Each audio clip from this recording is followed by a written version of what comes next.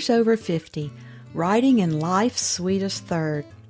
Authors Over 50's weekly podcast celebrates writers and their journeys to publication.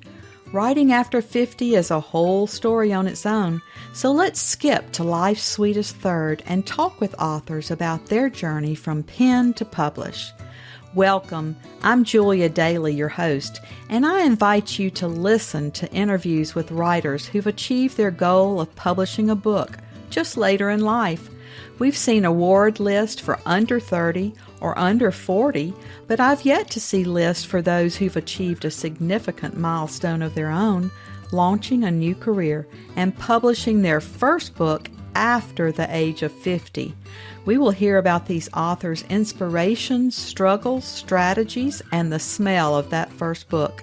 These writers' journeys inspire me because I'm one of them.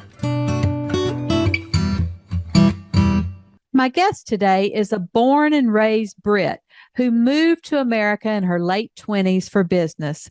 After an accomplished career as a senior VP at an advertising firm and then at a media company in London, New York, and LA, she became a mother. Drawing from her advertising and marketing skills and life experiences, she transitioned her skills into female empowerment activism through speaking engagements, workshops, online articles, film, and mentorship in the U.S. and globally. Embarking on a personal journey to write My Mother Next Door, she was further inspired to create and host a new podcast series with her millennial daughter called Mothers and Daughters Unfiltered. The title says it all. Welcome to Authors Over 50, Diane Danvers Simmons. Thank you, Julia, and thank you for that tremendous intro. I appreciate it. I'm excited to be here today. Well, we're excited to have you, Diane. You have got quite the story to tell. So our opening question on Authors Over 50 is always, what took you so long to write a book? Well, that's a very good question, because at the end of the day, we all have a book somewhere in us, but we just don't know it. And this was a story that I truly never intended to tell. I didn't even want to tell it. But it was one that, as the world, God, the universe, whoever your master is, tells us, just I had to write it. And it was really at the encouragement of other women and my children that I wrote the story.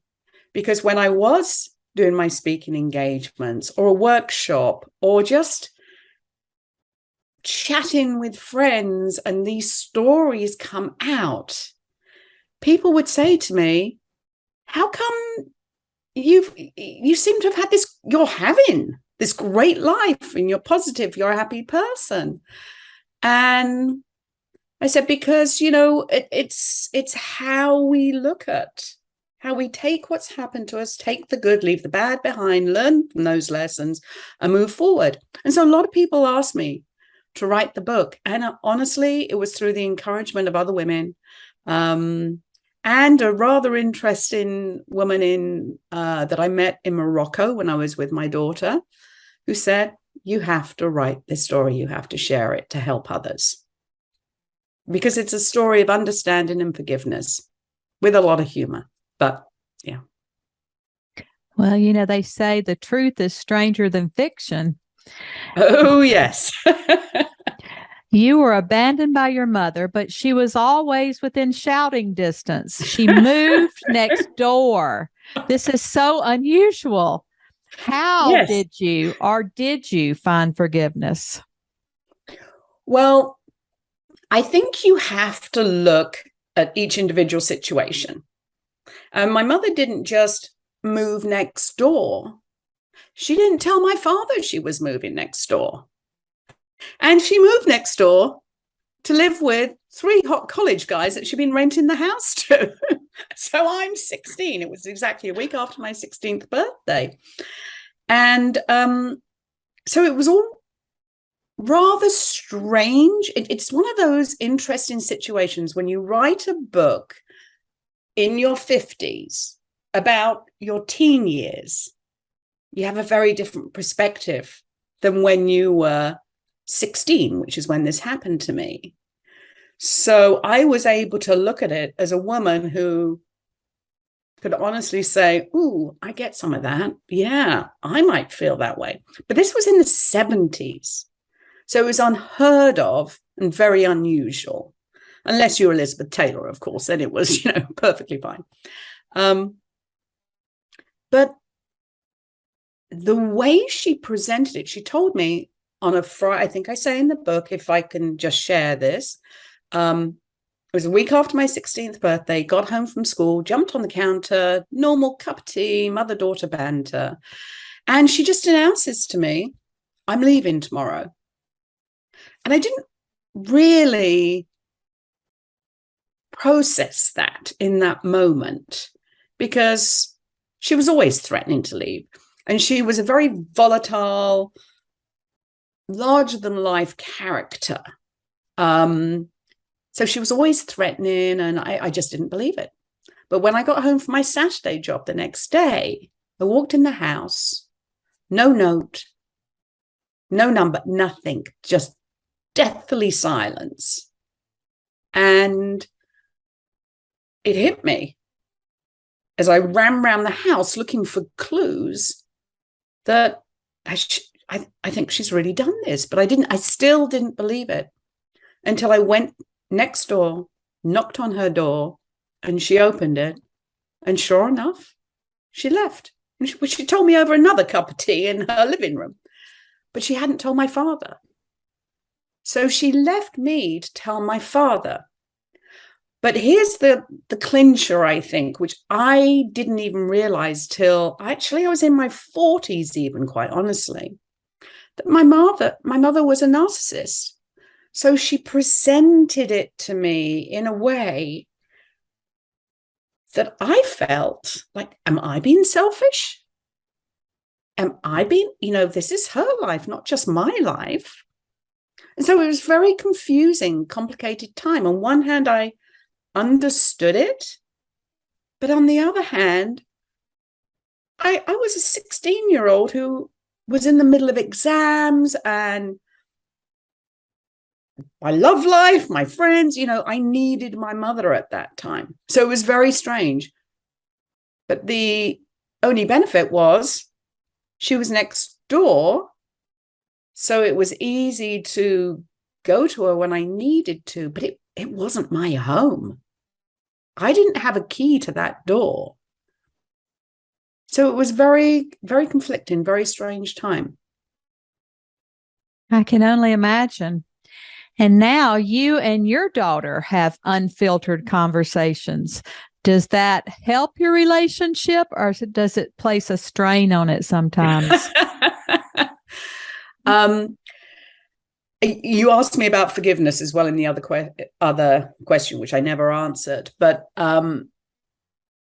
I vowed after my mother left that I would never do unto my children what my mother did to me.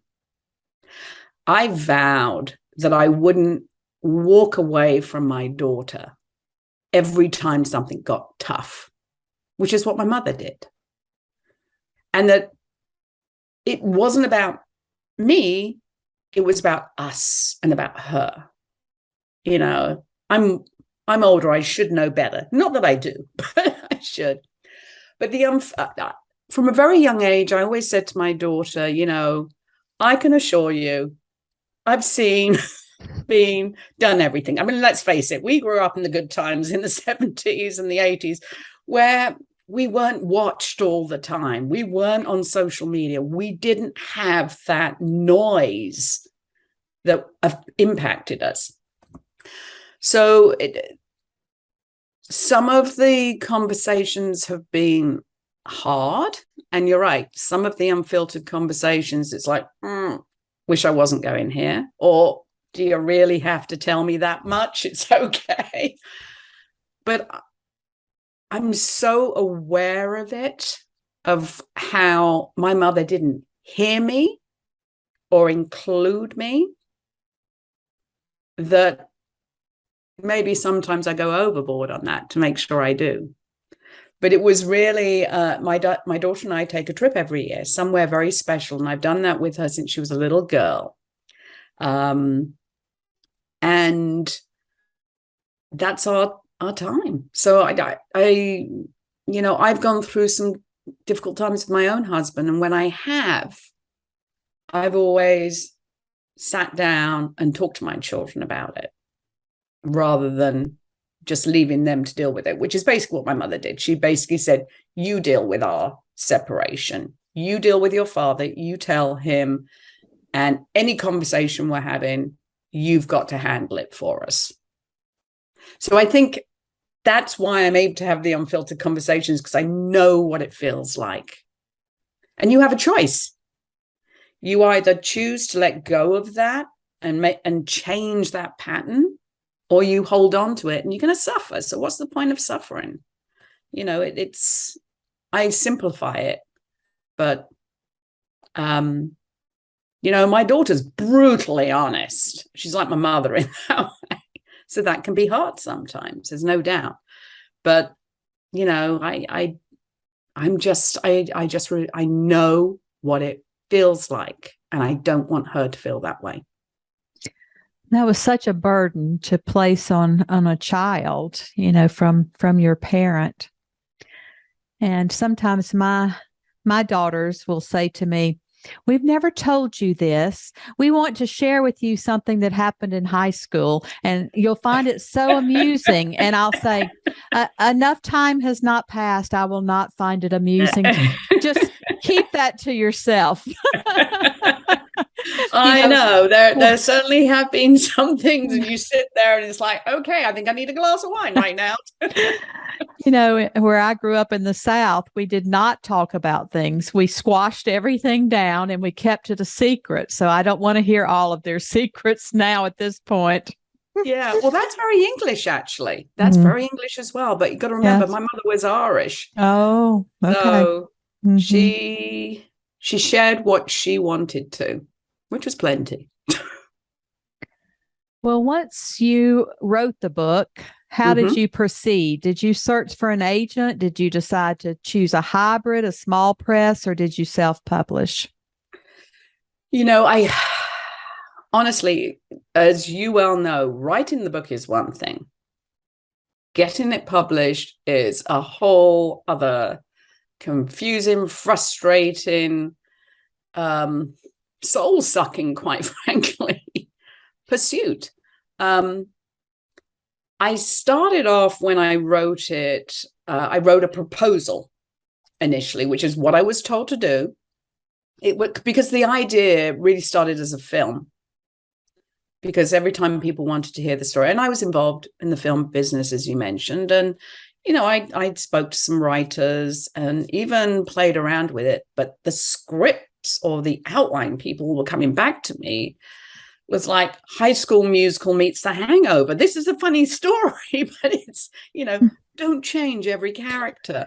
And a good friend of mine who is involved in Hollywood said to me, write the story yourself, Diane. Then no one can turn it into something that is not. At least the real story is there. So that was the first lesson. Second lesson, I wrote the proposal, sent it out to loads of agents. Love the story, but we've got a female writer. Sent back. The agents, half of them won't even look at you because you're not a known commodity. And I hate to use that word, but that's the truth. Then I actually, again, I was going to walk away from the story. Every time I've walked away from this story, something's happened. That coincidence? No, something's happened to make me continue. And I read actually in our local Carmel magazine about this woman who hosted these workshops here, writers' workshops. And I thought, okay, I'm going to give it one last try. And I went to this workshop. Linda Siverstein is her name. She just launched a book herself. And I went with a different story. But I had that story. And there were 5 of us there. And I read the treatment, the overview, and they all said to me, you have to write this story. And Linda said, you have to write this story and I'll help you find an agent. And so I redid the proposal, did the query letter, which is what you write to send to agents, sent it out, and this agent fell in love with it, New York agent. However, she sent out the proposal. While this was happening, I was traveling. She broke her leg in 3 places. She sent it to about 8, 10 publishers.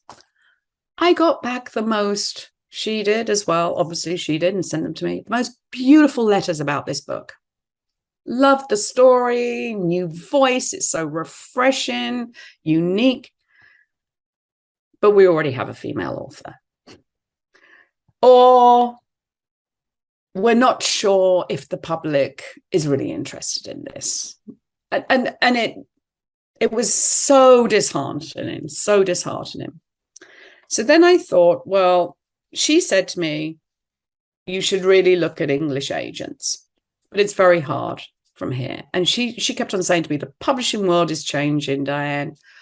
I've gone to all the top companies. They love your book. I can't resubmit right now. Why don't you write this other book? I was like, no, I want to finish this book. So I ended up looking at hybrid publishers. I didn't want to publish on my own.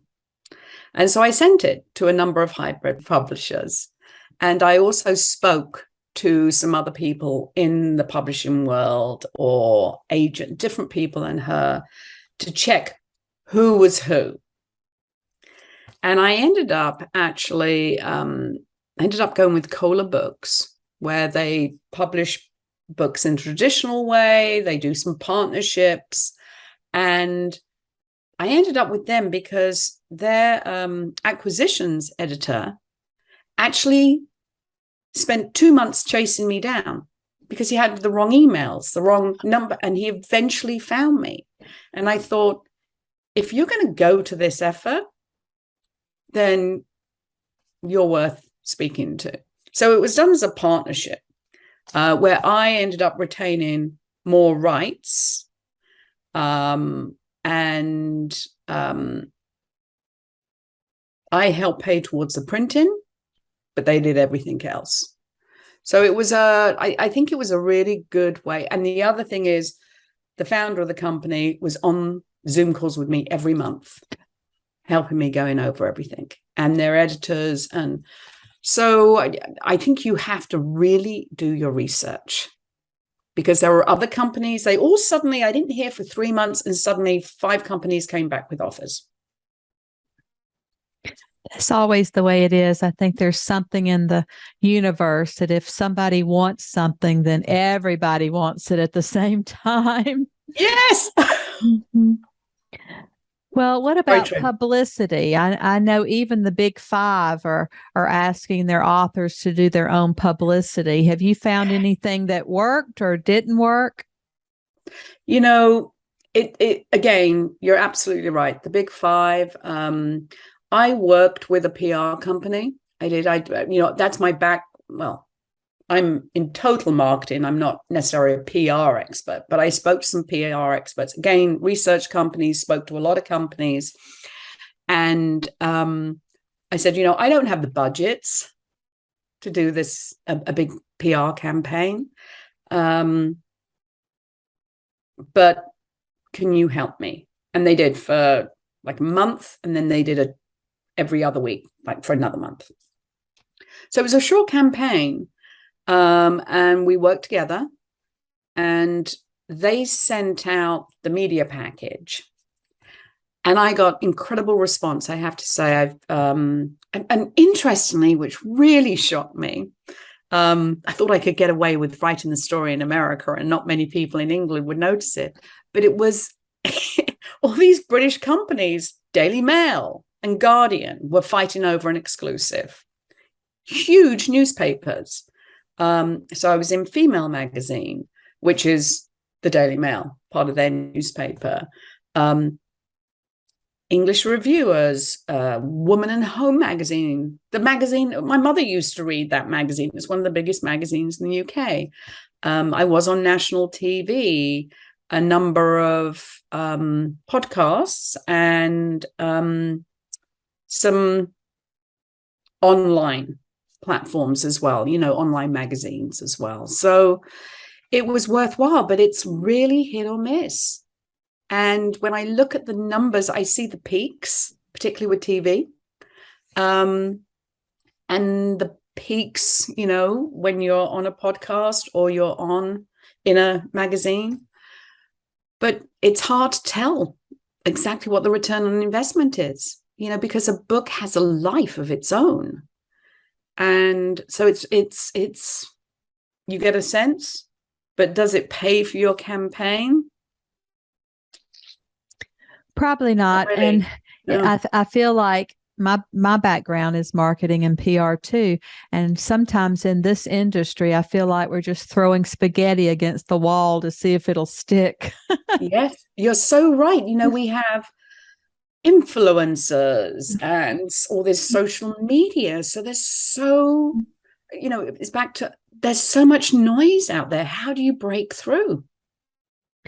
Well, if there truly are over 1 million books, some say 2 million books a year published in the US, that's a lot to compete, against.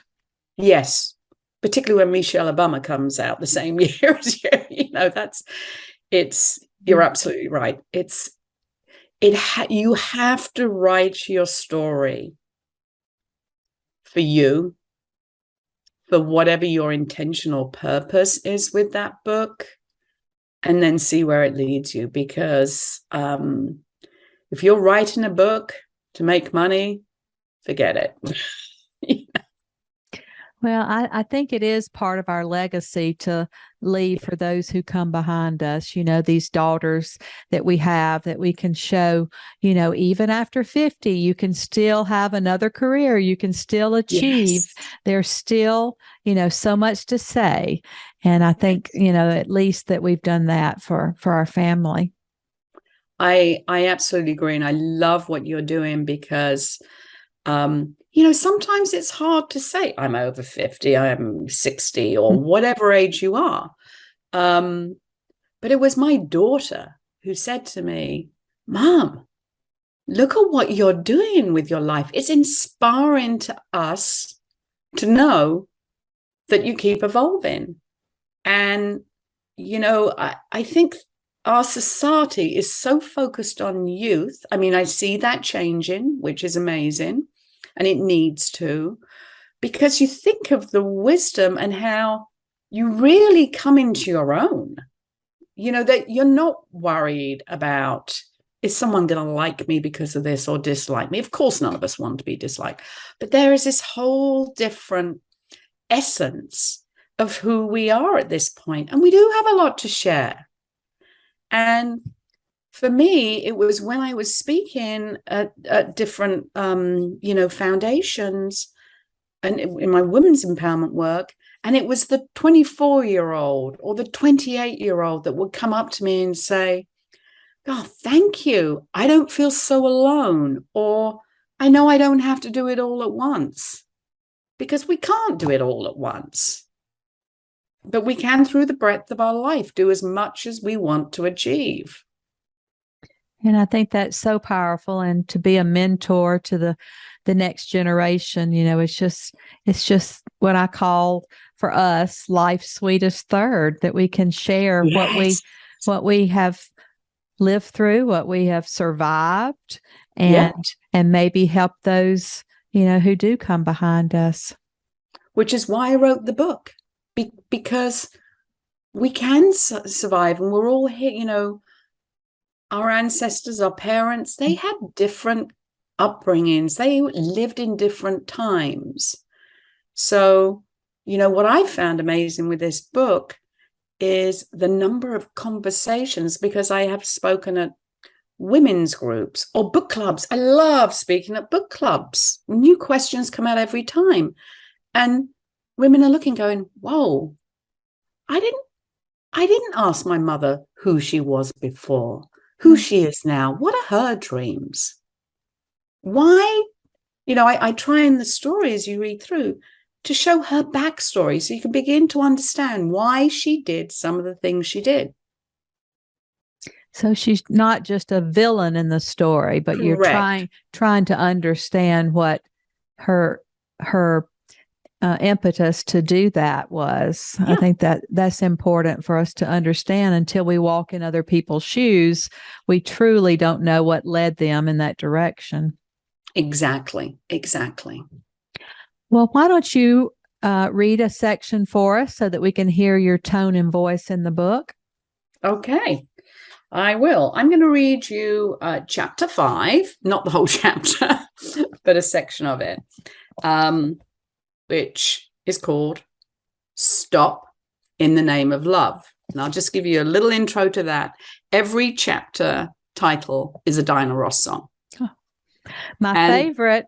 Yeah. Those Supremes. Yes. Yeah, Diana Ross and the Supremes. Mm-hmm. And the reason being, when I was a teenager, my idol was Diana Ross. And I wanted to be a singer just like Diana Ross. Mm-hmm.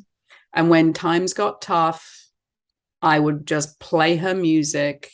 And most nights while this was going on, I'd be playing Diana Ross, dancing in my room, just letting go of that energy that was just a tough time. One way to let go of the engine. So Stop in the Name of Love. My mother had always been full of blood and thunder. And when she told me she was leaving us, I convinced myself that this was simply one of her dramatic calls for attention. The incident occurred on a Friday, exactly 1 week after my 16th birthday. Upon entering number 49, and instantly discarding my homework-infested school bag, I sprinted down the hallway into the kitchen and jumped onto the counter, as I frequently did after school, for our usual mother-daughter banter cup of tea and Lion's chocolate cupcakes.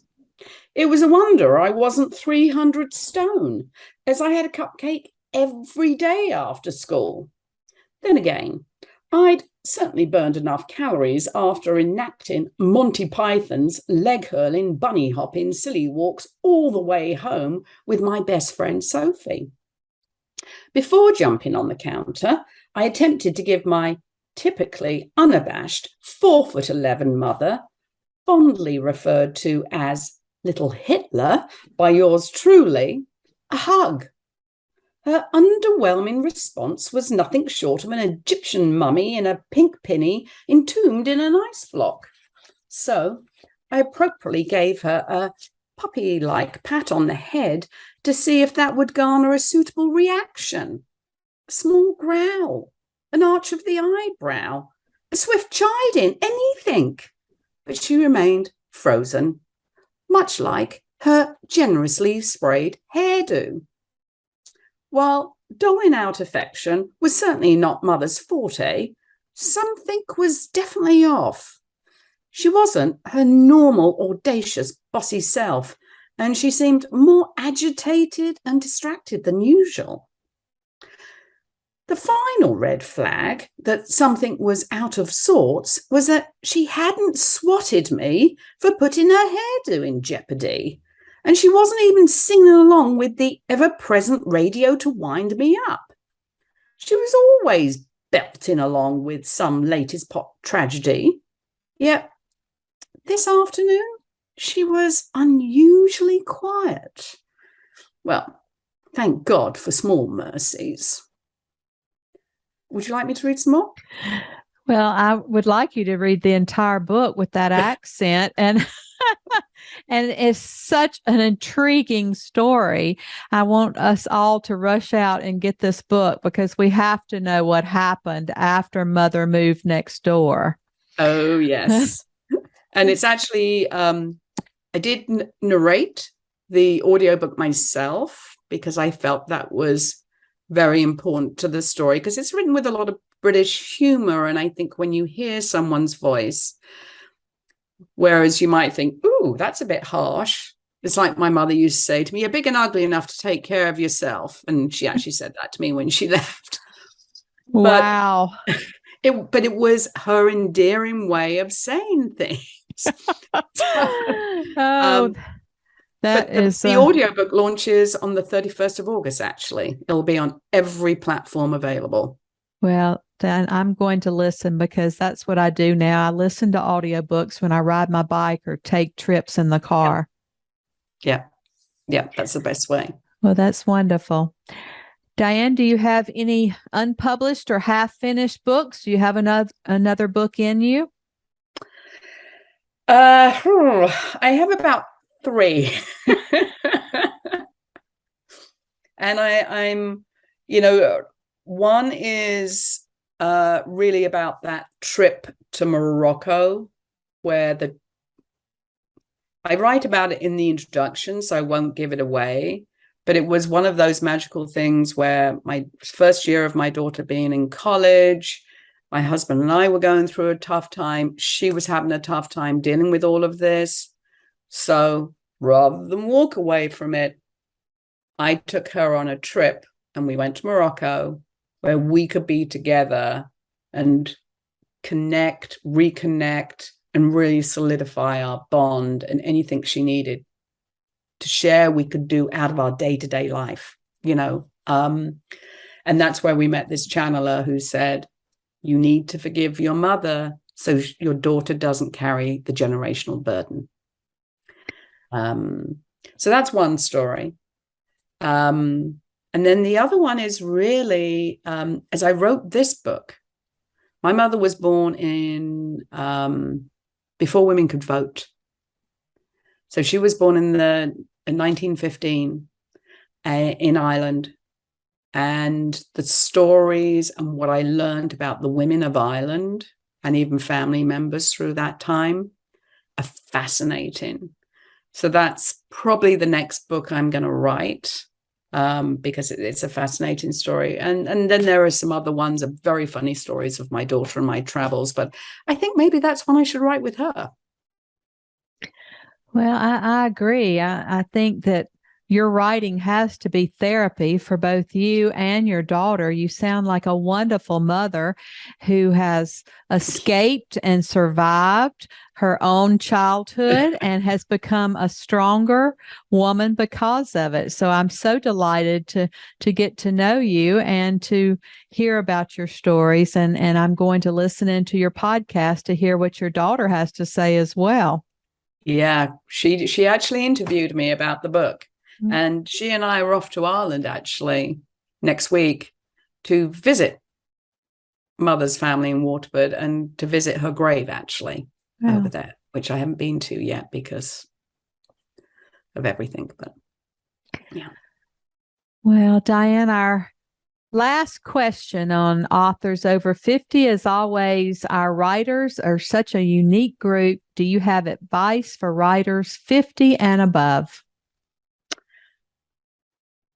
50 and above, as we said earlier, you have so many rich life experiences and so much to offer the world, other women actually of our own generation, inspiring them that this next phase, this phase of, as you put it, the third phase, is a time for creativity, exploration, sharing our stories that have meaning. But it's also how we stay young and vibrant. I've never written a book before, but stay true to your voice. Do not allow people to change who you are and your voice, because that's what makes you unique. And, I used to call my mother Little Hitler. That's not politically correct these days. However, that's part of the truth of my story. So I have to stand by that. It wasn't done in a mean way. It was, the British have a pretty wicked sense of humor, and we tease each other. And if we're too sweet to each other, it means we probably don't like you very much. But my biggest message would be, do it for you. Stay true to your voice and know that you have the best content in the world right here inside of you. And if you feel like sharing it, share it. But do it because you want to and for the love of it. Don't do it because you think it's going to be a bestseller necessarily. Because it's a lot of time and effort. As you know, I think this took me maybe 5 years, 6 years, walking away from it, coming back to it. It's a long time. And that's not unusual. I've heard people who write for much longer before they publish their first book. So we just appreciate you so much and your time with us here today. And we look forward to hearing more from you and your next books. And we're just happy to say that you're now one of our authors over 50. Well, thank you, Julia. And I really appreciate you creating this platform to inspire other women and to just show how awesome women are over 50, quite honestly. I agree. And we don't even have to move next door to be special. No, we don't. Thank you, Diane. Thank you. Really enjoyed our time together. Thank you for joining us today. Please look for Authors Over 50 every Thursday when we will have conversations with accomplished debut novelists over the age of 50. Please subscribe and share with a friend. And check out my own publication journey after 50 at www.juliadaily, that's D-A-I-L-Y, like dailynewspaper.com. Until next time, keep reading and writing. And remember, it's never too late to fulfill a dream in life's sweetest third.